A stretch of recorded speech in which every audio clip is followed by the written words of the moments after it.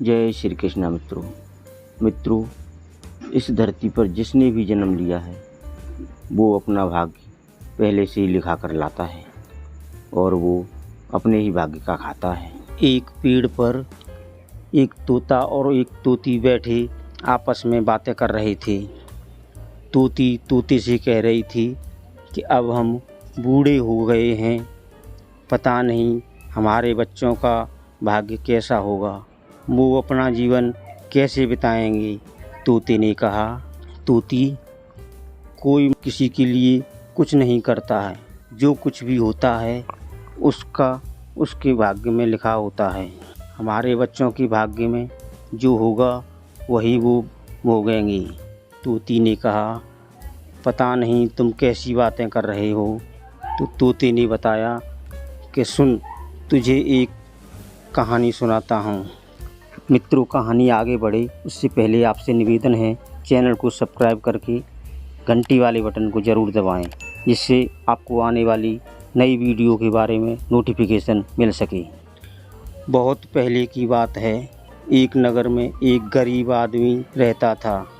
वह मजदूरी करके अपना पेट पालता था। एक दिन उसे नारद मुनि मिले। उसने नारद जी से पूछा, मेरे भाग्य में कितना धन है? नारद मुनि ने कहा, भगवान विष्णु से पूछकर कल बताऊंगा। नारद मुनि फिर उस आदमी के पास आए और कहा कि 1 रुपया रोज तुम्हारे भाग्य में है। आदमी बहुत खुश रहने लगा। उसकी ज़रूरतें 1 रुपये में ही पूरी हो जाती थीं। एक दिन उसके मित्र ने कहा कि मैं तुम्हारे सादगी जीवन और खुश देखकर तुमसे बहुत प्रभावित हुआ हूँ। मैं अपनी बहन की शादी तुमसे करना चाहता हूँ। आदमी ने कहा, मेरी कमाई सिर्फ 1 रुपया रोज की है, इसको ध्यान में रखना, इसी में से गुजर बसर करना पड़ेगा तुम्हारी बहन को। मित्र ने कहा, कोई बात नहीं, मुझे रिश्ता मंजूर है। अगले दिन उस आदमी की कमाई 11 रुपये हो गई।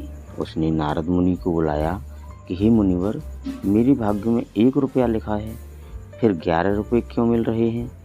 नारद मुनि ने कहा, तुम्हारा किसी से रिश्ता या सगाई हुई है क्या? तो उसने बताया, हाँ हुई है। तो यह तुमको 10 रुपये उसकी भाग्य के मिल रहे हैं, इसको जोड़ना शुरू करो, तुम्हारे विवाह में काम आएंगे। जब उसकी शादी हो गई, फिर कुछ दिन बाद उसकी पत्नी गर्भवती हुई और उसकी कमाई 31 रुपये होने लगी। फिर उसने नारद मुनि को बुलाया और कहा, मुनिवर, मेरी और मेरी पत्नी के भाग्य के 11 रुपये मिल रहे थे, लेकिन अभी 31 रुपये क्यों मिल रहे हैं? क्या मैं कोई अपराध कर रहा हूँ? मुनिवर ने कहा, यह तेरे बच्चे के भाग्य के 20 रुपये मिल रहे हैं। मित्रों, हर मनुष्य को उसका भाग्य मिलता है। किसके भाग्य में, किसके भाग्य से घर में दौलत आती है, कोई नहीं जानता। लेकिन मनुष्य फिर भी अहंकार करता है कि यह सब मैंने किया है, मैं कमा रहा हूँ, मेरी वजह से हो रहा है। ये प्राणी, तुझे नहीं पता कि तू किसके भाग्य का खा रहा है। मित्रों, कहानी अच्छी लगी हो तो वीडियो को लाइक करें और चैनल को सब्सक्राइब करें। जय श्री कृष्ण।